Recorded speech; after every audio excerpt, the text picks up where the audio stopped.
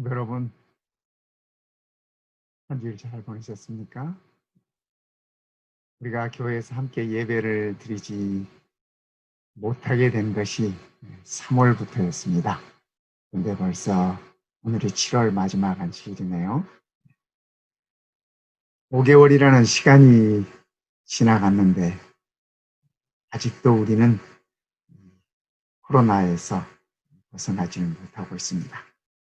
그러나 조금 더 인내하시고 조금 더 참으시면서 이 고통스러운 시간들을 잘 견디고 극복하시기를 간절히 바랍니다. 지난 안식일에도 우리가 이렇게 방송하는데 약간 음질이 평소하고 좀 달랐었죠. 우리 성도님들이 교회에 나오시지 못하는 동안 교회를 좀 더 아름답게 잘 단장하기 위해서 지금 공사 중에 있습니다. 그래서 다음 안식일부터는 교회에서 방송을 성도님들께 보내드릴 수 있을 것 같습니다. 그러면 음질도 더 좋을 테고 그럴 것입니다. 이것도 또한 우리가 견뎌야 하는 고난 중에 하나이지만 잘 견디시고, 그러나 이렇게라도 우리가 함께 안식일이 시작되는 첫 시간에 예배 드릴 수 있음을 인하여 감사하면서 하나님께 우리의 찬양과 우리의 경배를 드리시면 좋겠습니다. 이제 베드로 이 편지서도 그 끝을 향해서 다가가고 있습니다. 사도 베드로는 우리들에게 고난을 당하고 있는, 전 세계에 흩어져 있는 디아스포라라고 하는 하나님의 백성들에게 이 고난을 어떻게 극복할 것인지에 대한 메시지를 우리들에게 주고 있습니다. 오늘은 4장에서 고난을 우리가 어떻게 대해야 될 것입니다. 고난을 맞는 태도에 관해서 우리들에게 일러주고 있습니다. 첫 번째, 이 고난을 맞는 태도를 얘기하면서 우리들에게 죄에 대한 태도에 대해서 말씀해 주시고 계십니다. 이렇게 말씀하십니다. 그리스도께서 이미 육체의 고난을 받으셨으니, 우리의 죄를 위해서 우리 주님께서 이미 육체의 고난을 받으셨으니 너희도 같은 마음으로 갑옷을 삼으라. 이는 육체의 고난을 받은 자는 죄를 그쳤으니 그 후로는 다시 사람의 정욕을 따르지 않고 하나님의 뜻을 따라 육체의 남은 때를 살게 하려 함이라. 너희가 음란과 정욕과 술 취함과 방탕과 향락과 무법한 우상 숭배를 하여 이방인의 뜻을 따라 행한 것은 지나간 때로 족하도다. 그래서 이 사도 베드로에게는 우리에게 첫 번째로 이 고난을 대하는 태도 중에 우리가 이 죄에 대한 태도 가운데 첫 번째, 우리가 그 죄를 대항하기 위해서 그리스도를 본받으라고 말씀하십니다. 그리스도께서 이미 육체의 고난을 받으셨습니다. 그렇지 않습니까? 이 4장 오늘 우리가 살펴볼 이 말씀 가운데는 고난을 받는 태도에 관해서 말씀하시면서 첫째, 죄에 대하여 어떤 태도를 가질 것인가? 두 번째는 불신자들에 대하여 우리가 어떤 태도를 가질 것인가? 세 번째는 하나님께는 어떤 태도를 보일 것인가? 그리고 끝으로 네 번째로는 함께 믿는 성도들에게는 우리가 어떤 태도를 보일 것인가? 다 이 고난 중에 있을 때 우리가 어떤 태도를 보일 것인가? 그 말씀을 우리들에게 지금 일러주고 계시는 것입니다. 그리스도께서 이미 우리를 위해서 그분의 육체의 고난을 받으셨으니 너희도 같은 마음으로 갑옷을 삼으라. 죄를 향한 예수님의 그 마음으로 우리도 또한 갑옷을 삼으라고 말씀하십니다. 요즘은 이런 갑옷을 우리가 보기가 참 힘듭니다. 그렇지 않습니까? 그러나 베드로가 이 편지를 쓸 당시만 해도, 로마가 세계를 지배하던 그때만 해도 아직 총이 나오지 않았습니다. 그때의 전쟁이라고 할 것 같으면 칼을 가지고 창을 가지고, 그래서 이렇게 갑옷을 입으면 창도 막을 수 있었고 칼도 막을 수가 있었습니다. 그래서 전쟁에 나가는 사람들, 전투에 나서는 사람들은 이런 전투 태세를 갖추는 것입니다. 갑옷을 입음으로 인해서 전투 태세를 갖춰라. 오늘 우리가 고난을 만났을 때 우리도 또한 영적인 선과 악의 전투 태세를 갖추라고 하시는 말씀인 것입니다. 두 번째는 하나님의 뜻을 쫓으라고 말씀하고 계십니다. 그 후로는 다시 사람의 정욕을 따르지 않고, 우리가 이 갓주를 입은 다음에, 그리스도로 옷 입은 다음에 인간의 정욕을 따르지 말고 하나님의 뜻을 따라 육체의 남은 때를 살게 하려 합니다. 고난이 하나님의 뜻 가운데서 온다는 사실을 아셨기에 고난을 수용하기로, 또 고난을 기꺼이 받기로 우리 예수님께서는 결정하셨습니다. 그러니까 우리도 또한 그렇게 하나님의 뜻을 쫓으라는 말씀입니다. 이 세상에서 가장 위대한 기도가 있다면 우리 주님께서 마지막 겟세마네 동산에서 드리신 기도일 것입니다. 우리 주님은 이렇게 기도하셨습니다. 조금 나아가사 얼굴을 땅에 대시고 엎드려 기도하여 이르시되, 내 아버지여, 만일 할만하시거든 이 잔을 내게서 지나가게 하옵소서. 그러나 나의 원대로 마옵시고 아버지의 원대로 하옵소서 하시고, 우리 예수님께서 이렇게 기도하셨습니다. 우리는 어떻게 기도하나요? 우리는 주님의 뜻이 아니라 내 뜻대로 하게 해달라고 그렇게 기도하지 않습니까? 어떤 경우에는 우리 하나님을 설득해서라도 내 원대로 하고 싶은 것이 연약한 우리들의 모습입니다. 그러나 우리 주님께서는 나의 원대로 마옵시고 아버지의 원대로 하옵소서라고 기도하셨습니다. 오늘 우리도 이런 기도를 배울 수 있으면 참으로 좋겠습니다. 세 번째는 과거를 돌이켜 생각하라고 말씀하십니다. 너희가 음란과 정욕과 술 취함과 방탕과 향락과 무법한 우상 숭배를 하여, 전에 말입니다. 전에, 그렇죠? 우리가 예수를 만나기 전에, 그리스도를 우리의 구주로 알기 전에 우리가 이렇게 살았다고 하는 얘기입니다. 이방인의 뜻을 따라 행한 것은 지나간 때로 족하도다. 예수님 만나기 전에 우리가 그렇게 살았던 걸로 족합니다. 이제는 우리가 예수를 만났기 때문에 더 이상 이러한 모든 것들과 상관이 없는 그러한 삶을 살 것입니다. 음란과 정욕과 술 취함과 방탕과 향락과 무법한 우상 숭배 말입니다. 이런 것들을 우리가 지나간 때로 족하고, 이제는 더 이상 우리의 삶 속에서 이러한 모습들을 우리가 보이지 말아야 할 것입니다.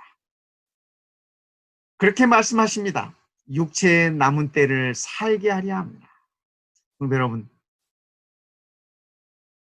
우리의 육체의 때가 얼마나 남았을까요? 사람이 사람의 내일을 모릅니다. 앞날을 모릅니다. 미래를 몰라요. 그렇죠? 사람이 태어나는 것은 순서가 있지만은 가시는 것은 순서가 없다고 하지 않습니까? 그러나 한 가지 분명한 사실은 우리의 육체의 남은 때가 얼마 남지 않았다고 하는 사실입니다. 그래서 우리의 삶에 있어서 고난이 오느냐 오지 않느냐, 이러한 것보다 더 중요한 것은 내 삶을 통해서 하나님의 뜻이 어떻게 이루어지느냐 하는 것이 더 중요하다고 하는 사실입니다. 그래서 우리가 늘 과거를 돌이켜 생각하라고 사도 베드로는 우리들에게 그렇게 일러주고 있습니다. 두 번째, 이 과거를 생각하면서 사람들은 자꾸 이 과거로 돌아가려고 합니다. 그렇죠? 과거로 돌아가려고. 지나간 때로 족하도다. 이스라엘 백성들이 애굽에서 나와서 광야로 가면서 홍해를 건넌 다음에 광야를 거쳐서 가나안으로 향하여 가는 그 노중에서도 늘 그들은 애굽을 그리워했습니다. 애굽으로 돌아가고자 했습니다. 그러나 우리 하나님 말씀은 지나간 때는 지나간 때로 족하다. 지나간 것을 과거로 돌아가려고 하지 말라. 이렇게 말씀하고 계십니다. 제가 알고 있는 분 가운데 이런 분이 계십니다. 그분은 참으로 어렵게 담배를 끊으셨습니다. 금연을 하셨습니다. 어렵게. 아주 의지를 발동을 하시고 오랜 시간 동안 투쟁을 해서 담배를 끊으셨어요. 그런데 어느 날 큰 스트레스를 받게 되었습니다. 그러니까 스트레스가 오니까 다시 담배를 그의 입에 무는 모습을 보았습니다. 우리가 죄에 대한 것도 마찬가지입니다. 우리가 조금 힘들어지면, 조금 방심하면 우리가 늘 과거로 돌아가려고 합니다. 죄에 대하여 관성이 있는 것 같습니다. 우리 연약한 인간들은. 그래서 자꾸 그쪽으로 돌아가려고 하는 그러한 유혹이 있고, 또 그러한 시험이 있고, 또 그러한 충동이 있는 것입니다. 그러나 성도 여러분, 그럴 때마다 우리를 위하여 육체의 고난을 받으신 우리 예수님을 생각하시기 바랍니다. 기억하시기 바랍니다. 제 친구 중에 이 강원도가 고향인 이 친구가 있었습니다. 그가 삼육대학 신학과에 입학하고 그렇게 함으로 인해서 평소에 그가 강원도에서 즐겨 먹던 오징어를 끊게 됐습니다. 왜냐하면 성경을 배우다 보니까 성경 안에서 우리가 먹어야 할 것과 먹지 말아야 할 것을 분명히 가르쳐 주고 있는 것을 그가 배웠습니다. 그래서 그가 평소에 그렇게 즐겨 먹던 오징어를 끊었습니다. 어느 날 저와 함께 서울에 있는 종로에 나갔습니다. 근데 저희가 대학 다닐 시절만 해도 종로의 길거리에 이 포장마차에서 오징어를 구워서 파는 그러한 이 행상들이 있었습니다. 이 친구가 저와 함께 그것을 지나는데 오징어가 구워지는 그 냄새, 아, 견디지 못하는 것입니다. 너무 먹고 싶은 거예요. 너무 먹고 싶은 거예요. 그가 평소에 즐겨 먹었던 그것이 다시 생각이 나고 그러면서 제게 하는 말씀, 친구가 제게 하는 말이, 야, 나 저거 한 번만 먹으면 안 될까? 이렇게 얘기합니다. 저는 오징어를 먹어보지를 않았기 때문에 같은 오징어 구워지는 냄새를 맡아도 제게는 그것이 시험이 되지 않았습니다. 그리고 보고 싶은 생각도 없었습니다. 오히려 오징어 굽는 그 냄새가 비릿하고 저는 그 냄새가 별로 좋지 않았었습니다. 그런데 제 친구는 그 냄새가 그야말로 입맛을 당기는 온몸의 세포를 깨우는 그러한 냄새였던 것입니다. 제가 친구에게 그랬습니다. 그래, 네 마음 이해가 가지만 오늘 네가 여기서 한번 먹으면 앞으로 또 먹게 될 것이야. 앞으로를 위해서 먹지 않는 것이 좋겠다. 그러면서 친구의 손을 꼭 잡고 그 포장마차 앞을 얼른 지나갔습니다. 여러분, 우리의 영적인 삶에 있어서도 마찬가지입니다. 과거로 돌아가려고 하지 마시기 바랍니다. 두 번째, 불신자에 대한 태도를 사도 베드로는 이렇게 우리들에게 일러주고 있습니다. 이러므로 너희가 그들과 함께 그런 극한 방탕에 다름질하지 아니하는 것을 그들이 이상히 여겨 비방하라. 여기 너희는 베드로의 편지를 받는 초대 그리스도인들입니다. 여기 나오는 그들은 아직 복음을 알지 못하고 세상 가운데 있는 자들입니다. 그래서 그들이 극한 방탕에 다름질하지 아니하는 것은 우리가 전에는 함께 있었지만 세상 가운데 예수를 만나지 않았을 때는 저들과 함께 있었지만은 예수를 만난 후에 우리가 그러한 생활을 다 청산했지 않습니까? 거기서 우리가 발을 뺐지 않습니까? 그래서 그런 우리를 향해서 그들이 하는 말이 우리를 이상히 여겨서 비방한다. 이렇게 사도 베드로는 얘기하고 있습니다. 다른 말로 얘기하면 서로가 서로를 미친 사람이라고, 미친 삶이라고 그렇게 얘기하는 것이죠. 우리 예수님께서 한 번은 이 사람들을 만나기 위해서 어떤 집에 있었습니다.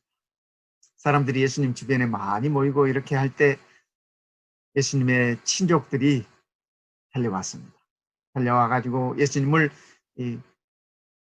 붙들어가지고 그 집에서 이렇게 나오도록 이렇게 했습니다.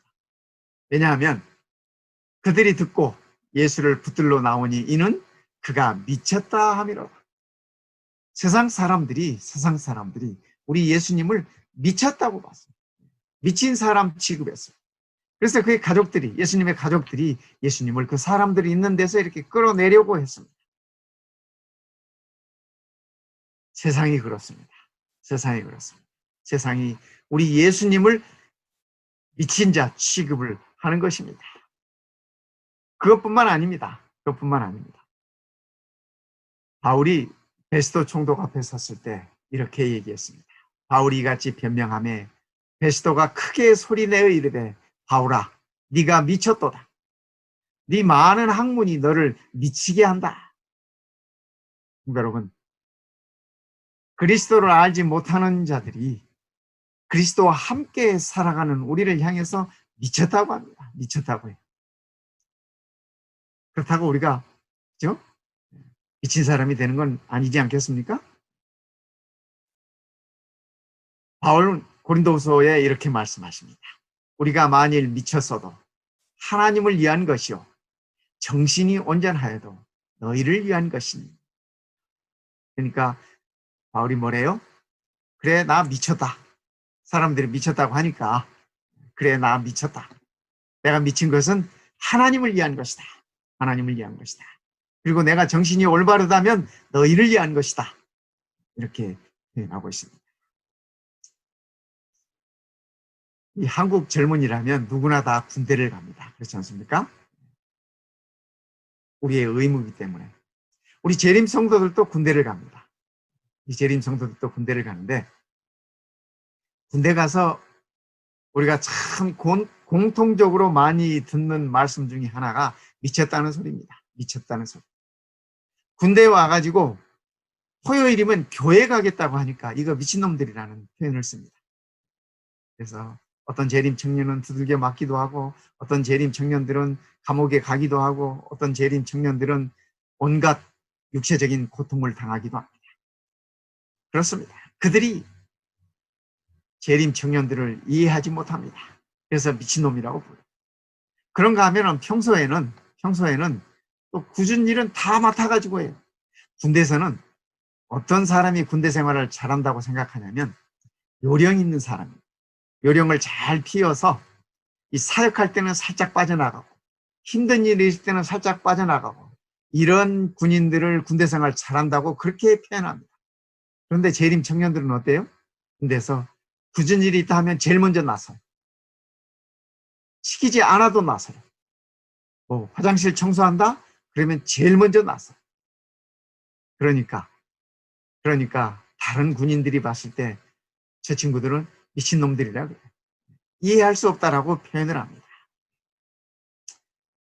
그렇죠. 그렇습니다. 예수를 알지 못하는 자들이 예수와 함께 살아가는 우리들을 보았을 때, 그리스도인들을 보았을 때 미쳤다라고 표현할 수밖에 없습니다. 그러나 성도 여러분, 저는 사도 바울의 이 말씀이 너무 좋습니다. 우리가 미쳐도 누구를 위하여 미쳐요? 하나님을 위하여 미치십시다. 정신이 올바라도 우리 성도들을 위하여, 우리의 이웃들을 위하여 우리의 온전한 정신을 소유하면 좋겠습니다. 세 번째, 베드로는 우리가 하나님께 대하여 어떤 태도를 취할 것인가, 그것에 관하여 일러주고 있습니다. 이렇게 말씀하십니다. 만물의 마지막이 가까웠으니 그러므로 너희는 정신을 차리고 근신하여 기도하라. 이 말씀은 하나님과 우리 사이의 관계를 말씀하고 계십니다. 우리가 하나님께 어떤 태도로 대해야 할까? 어떤 모습으로 하나님 앞에 서야 할까? 이것을 일러주고 있는 말씀인 것입니다. 그리스도인이 아니라 할지라도 만물의 마지막이 가까이 오고 있다고 하는 사실은 누구나 다 알고 있습니다. 사회학자들도 경제학자들도 지질학자들도 모든 학자들이, 모든 과학자들이 다 공통적으로 하는 얘기가 만물의 마지막이 가까웠다고 얘기합니다. 그러나 그리스도를 알지 못하는 자들과 그리스도 안에 있는 우리와의 차이점이 있다면 그들은 만물의 마지막이 가까울수록 불안해하고 어찌할 바를 알지 못하지만 우리는 그럴수록 정신을 더욱 똑바로 차리고 하나님과 기도함으로 근신함으로 우리가 바른 관계를 유지하면서 살아간다고 하는 사실, 이것이 마지막을 가까이 살아가는 우리들이 하나님 앞에서 가져야 할 바른 태도인 것입니다. 네 번째, 성도들에 대한 태도는 어떻게 가져야 할 것인가? 이렇게 얘기해 주고 있습니다. 첫 번째, 사랑해라. 사랑해라. 참, 이 말이 쉬운 말이 아니지 않습니까? 쉬운 말이 아닙니다. 무엇보다도 뜨겁게 서로 사랑할지니 사랑은 허다한 죄를 덮느니라. 무엇보다도 뜨겁게 서로 사랑할지니 사랑은 허다한 죄를 덮느니라. 그렇습니다. 사랑은 죄를 덮어주는 것이 사랑입니다. 이 말씀은 구약 성경에서 인용한 말씀입니다. 구약 성경 잠언 10장에 볼 것 같으면 미움은 다툼을 일으켜도 사랑은 모든 허물을 가립니다. 그러니까 남의 뒷담화하는 사람은 사랑하는 사람이 아니에요. 그렇죠? 다른 사람의 허물을 덮어주는 사람, 다른 사람의 잘못을 감싸주는 사람이 사랑하는 사람이라고 그렇게 얘기해 주고 있습니다.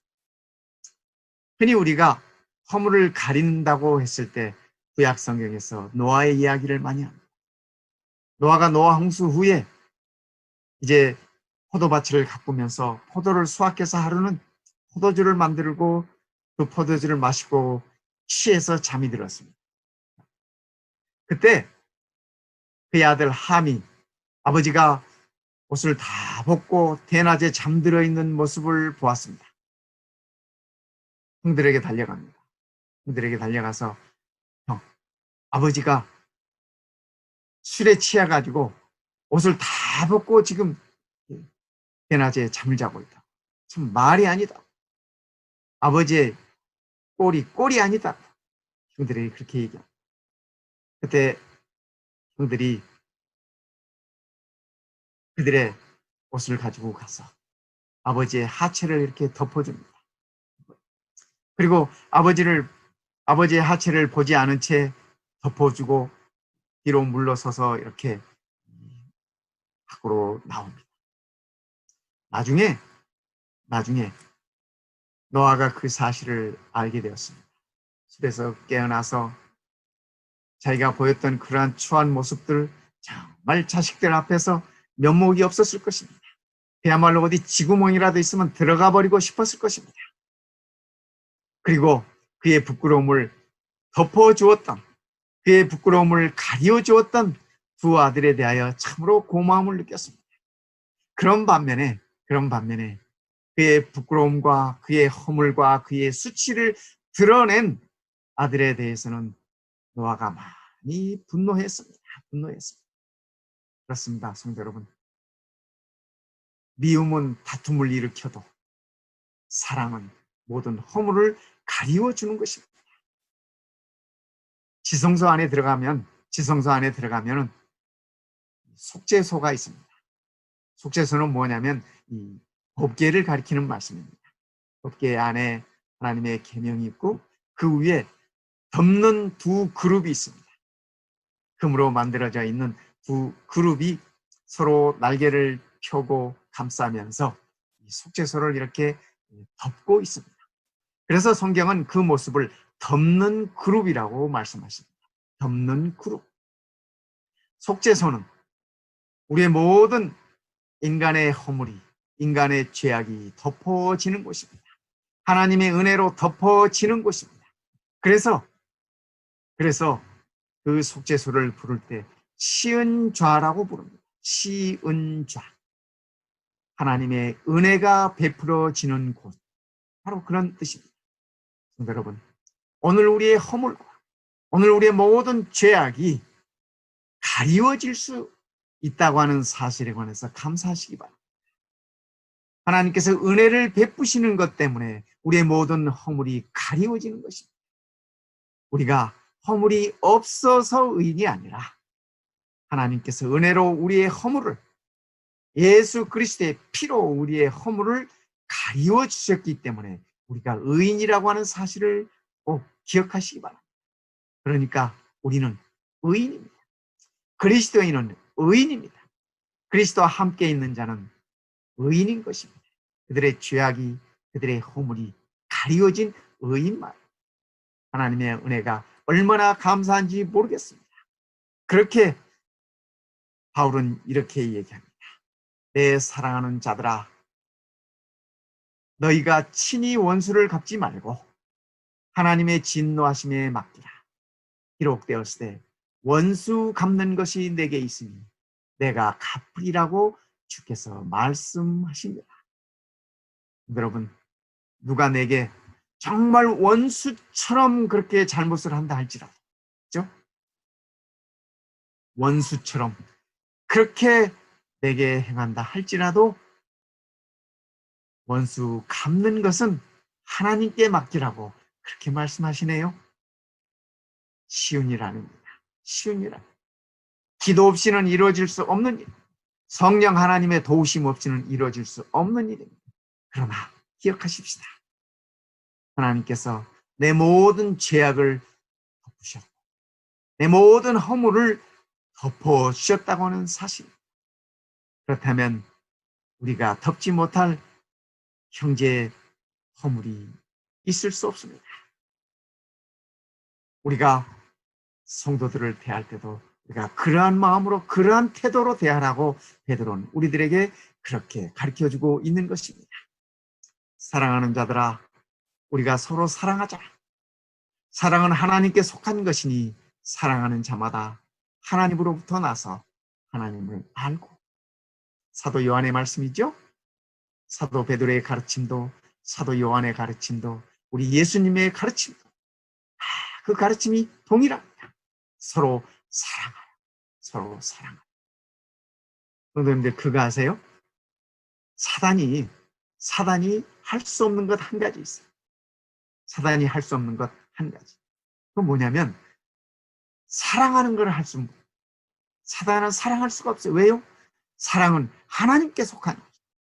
사랑은 하나님께 속한 것이기 때문에 사탄은 사랑할 수가 없습니다. 사랑할 수가 없어요. 그러기에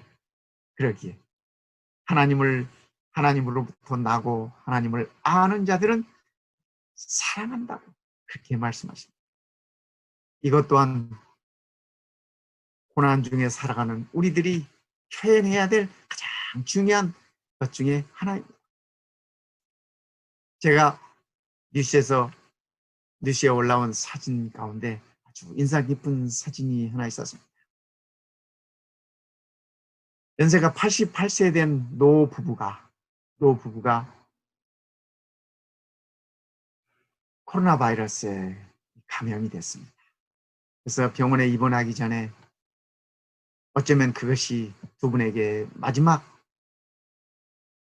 가는 길이겠다라는 생각이 들어서 이 노 부부가 함께 입맞춤을 하고 병원에 들어갔습니다. 입원을 했습니다. 그런데 그 사랑의 입맞춤, 평생을 함께 살아왔던 이 노 부부에게 있어서 그 마지막 사랑의 입맞춤이 그들의 사랑을 확인하는 마지막 모습이었습니다.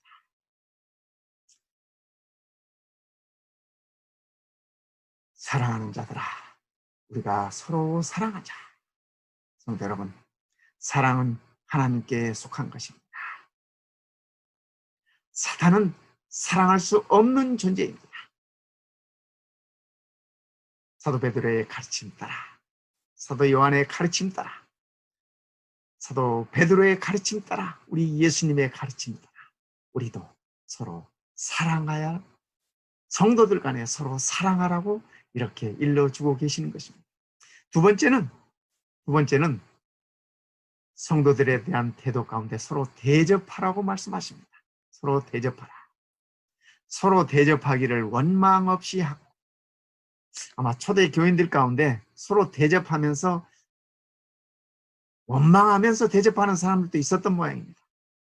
사도 베드로가 이렇게 보니까, 그죠? 투덜투덜하면서 원망하면서 억지로 대접하는 사람도 있었던 모양입니다. 있었던 모양. 이 대접이라고 하는 것은 낯선 사람에게 친절하게 하는 것을 이 대접이라고. 그런데 여러분, 대접하기를 서로 원망 없이 하시기 바랍니다.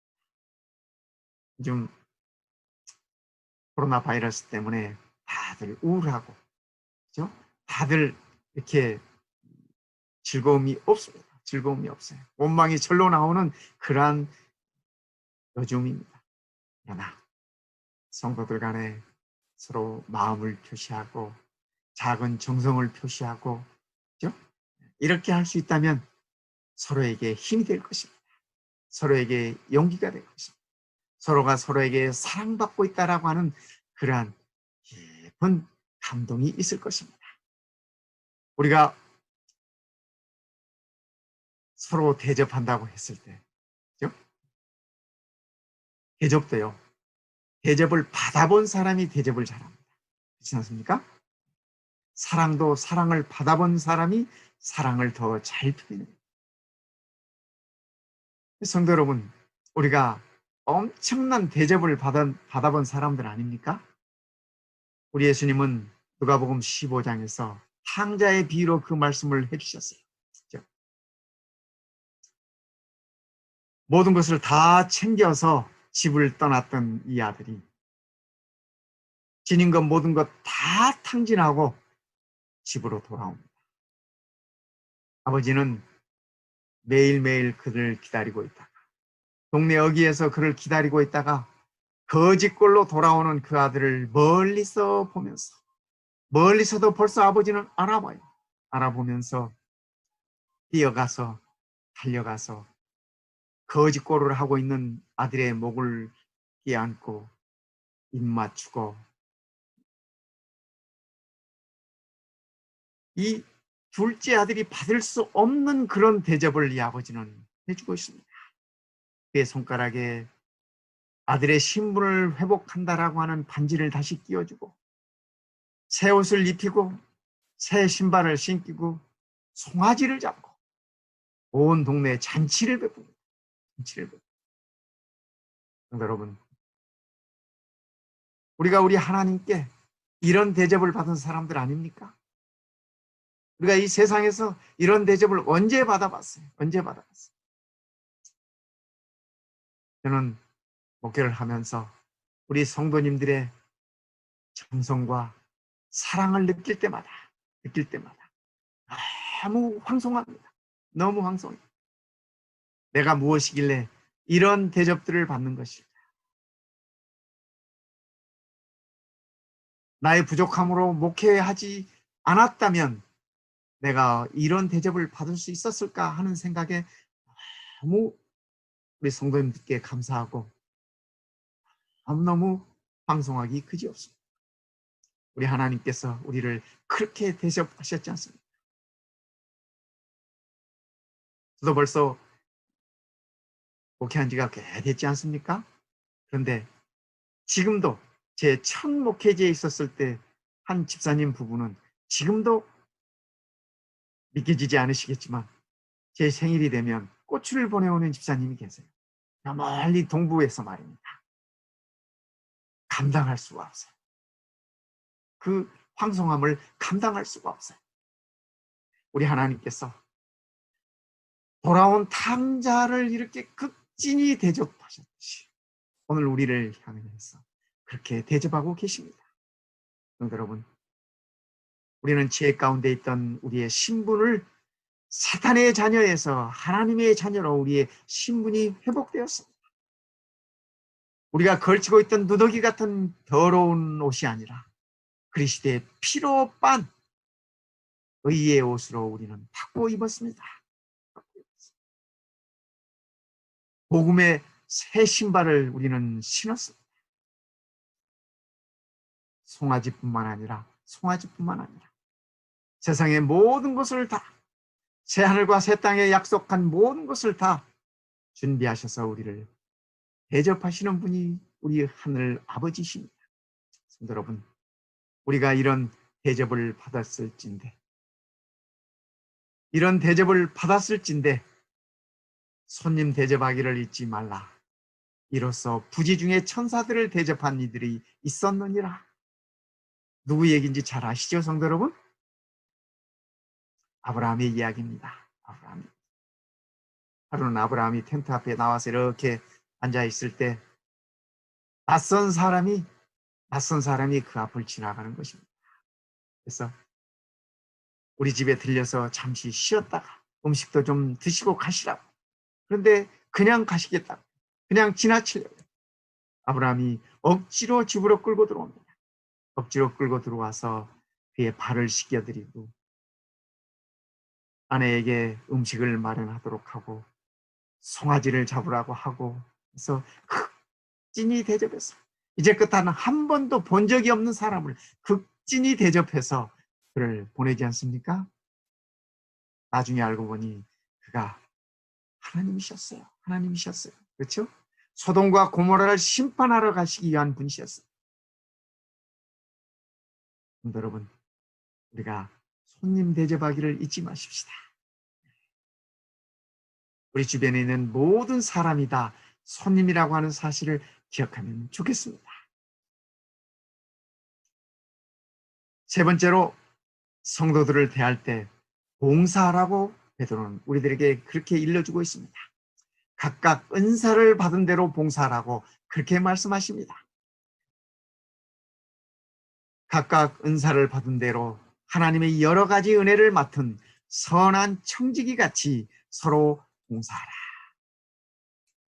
우리가 그렇게 서로 봉사라고 말씀하십니다. 이게 봉사라고 하는 것은 서로 섬기라는 말씀과 같은 말씀입니다. 각각 은사를 받은 대로. 그런데 성도 여러분, 서로 돕는 것도 은사라고 고린도전서 12장에 말씀하고 계십니다. 가끔 우리 성도님들이 말씀하시죠. 저는 은사가 없습니다. 은사를 받은 게 없습니다. 아마 그렇게 말씀하시는 분들은 은사를 무슨 특별한 재능이나 특별한 탤런트나 그런 것들을 생각하고 하시는 말씀인 것이라고 생각합니다. 그러나 성경은 서로 돕는 것도 은사라고 말씀하십니다. 내가 짓는 아름다운 미소 하나도 은사라고 말씀하십니다. 내가 베푸는 친절한 말 한마디도 은사라고 말씀하십니다. 여러분, 그래서 은사를 받은 대로 각각 우리 모두가 다 서로 달라요. 은사의 종류가. 그렇죠? 예, 우리가 받은 은사대로 선한 청지기처럼 서로 봉사하라. 여러분, 청지기는요, 자기 것이 없는 사람입니다. 모든 것이 다 주인의 것이에요. 주인의 것을 주인의 뜻대로 관리하고 집행하고 보존하고 그러는 것입니다. 그런데 오늘 우리를 향하여 하시는 말씀이 청지기 같이 서로 봉사하라. 여러분, 우리가 이 말씀을 꼭 기억하면 좋겠습니다. 이 섬김의 극치는 우리 예수님의 십자가입니다. 예수님께서 세상을 섬기기 위하여 오셨다고 말씀하시지 않습니까? 그래서 그분은 십자가에 돌아가시기까지 그분은 섬김을 다 하셨던 것입니다. 사도 바울이 아주 자랑스럽게 생각하는 한 사람이 있습니다. 빌립보 2장에 볼 것 같으면 그러나 에바브로디도를 너희에게 보내는 것이 필요한 줄로 생각하노니 그는 나의 형제요 함께 수고하고 함께 군사된 자요 너희 사자로 내가 쓸 것을 돕는 자라.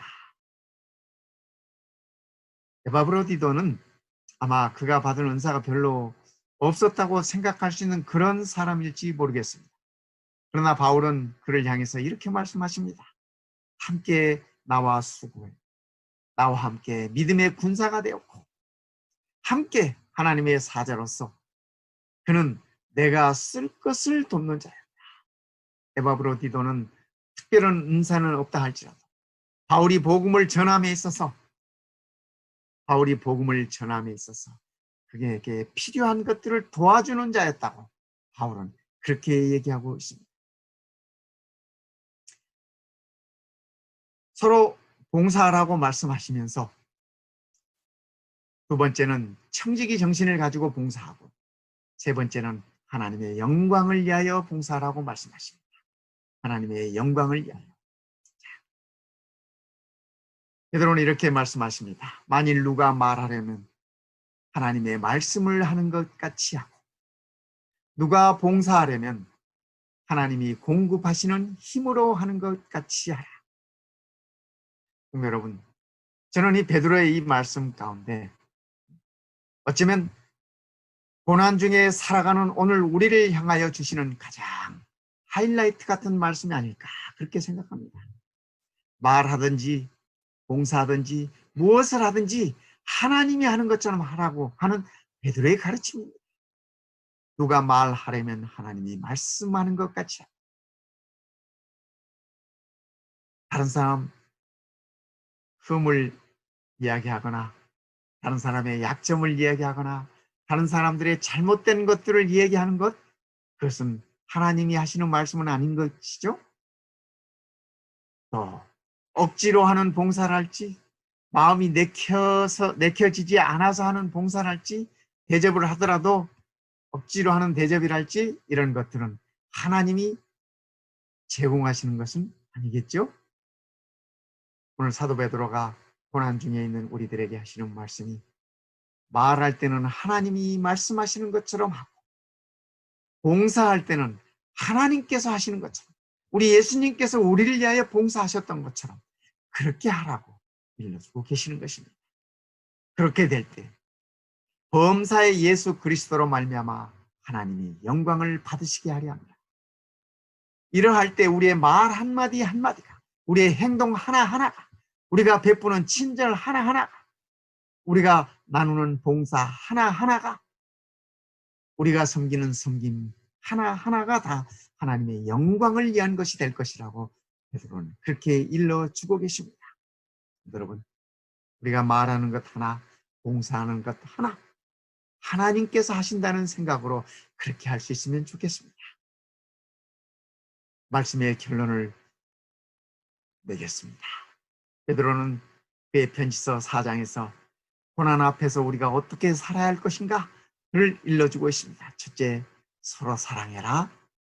두 번째, 서로 대접해라. 세 번째, 서로 섬기면서 살아가라. 이렇게 말씀하고 계십니다. 여러분, 사도 베드로는 고난이 있는 백성들의 삶을 들여다보면서 이 백성들에게 용기와 격려를 주시면서 하시는 말씀이, 고난 중에 있다 할지라도 서로 사랑하면서, 서로 대접하면서, 서로 섬기면서 하나님께 영광을 드리며 살아가라. 그렇게 말씀하고 계십니다. 오늘 이 안식일 우리가 다시 한번 이 말씀을 반추하면서 하나님 앞에 바로 서는 하나님의 자녀로서, 하나님을 알지 못하는 자들에게 하나님의 복음을 나누면서, 비록 우리를 향해서 미친놈이라고, 미친 사람이라고 표현한다 할지라도 그들까지도 복음 안으로 인도해 줄 수 있도록 우리가 섬기면서, 또 함께 믿음 생활하는 우리 모든 성도들, 우리가 서로 사랑하고 대접하고 섬기면서 이 고난의 시간들을 잘 극복하시기를 바랍니다. 이 고난의 시간들을 서로가 서로를 격려하면서 잘 견디시기를 바랍니다. 우리 안식일 우리를 위하여 육체의 고난을 받으시고 십자가에 죽기까지 우리를 섬기신 우리 하나님께서 우리 모든 사랑하는 가족, 우리 모든 성도님들을 축복하시기를 이 시간에 간절히 바랍니다.